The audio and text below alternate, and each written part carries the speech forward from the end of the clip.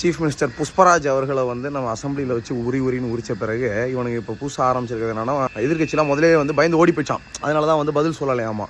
இவனுக்கு அவை குறிப்புனா ஒன்று இருக்குது அப்படின்னா என்னென்னு தெரியுமா? இதெல்லாம் எனக்கு சத்தியமாக தெரியலடி. அசம்பிளியில் வந்து ரெக்கார்ட்ஸ்னு ஒன்று வச்சுருப்பாங்கடா.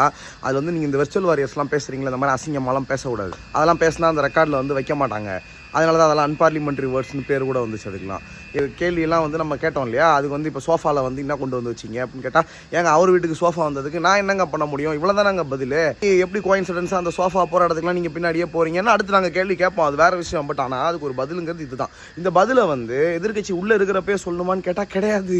எதிர்கட்சி வெளியே போன பிறகு சொன்னால் கூட அது அசம்பிளி ரெக்கார்ட்ஸில் ஏறும். புரியலையா உங்களுக்கு? நமது மடக்கு ஊதிகள் வந்து இப்போ கொஞ்சம் கொஞ்சமாக வந்துட்டு அப்படியே சங்கூதிகளாக மாறிட்டு இருக்காங்க. அது எப்படின்னு கேட்டிங்கன்னா, சங்கி ப்ளஸ் மடக்கு ஊதி சங்கூதியாக மாறிட்டாங்க. என்னென்னா அந்த ஃபேக் நியூஸ்லேயே வந்து நரேட்டிவ் செட் பண்ணுறது. ஒரு வண்டி பிங்க் பெட்ரோல் வண்டி நம்ம விட்டதை அப்படியே எடுத்து சிங்கப்பெண்ணு சொல்லிட்டு ஸ்டிக்கர் ஒட்டுறது.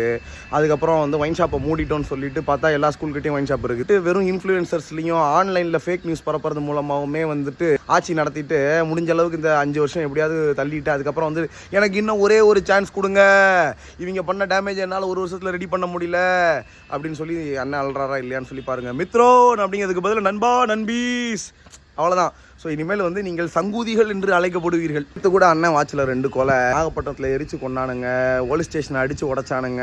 அது இல்லாமல் உங்கள் கட்சிக்காரன் 10 வயசு பிள்ளைய ரேப் பண்ணி கொண்டான். எம்புட்டு கிரைமு. நிறைய இல்லத்தரசிகள்லாம் கூட இப்போ உங்களால் ரொம்ப சந்தோஷமாக இருப்பாங்கன்னு நினைக்கிறேன். வர வேண்டிய 1000 ரூபாய் வரல.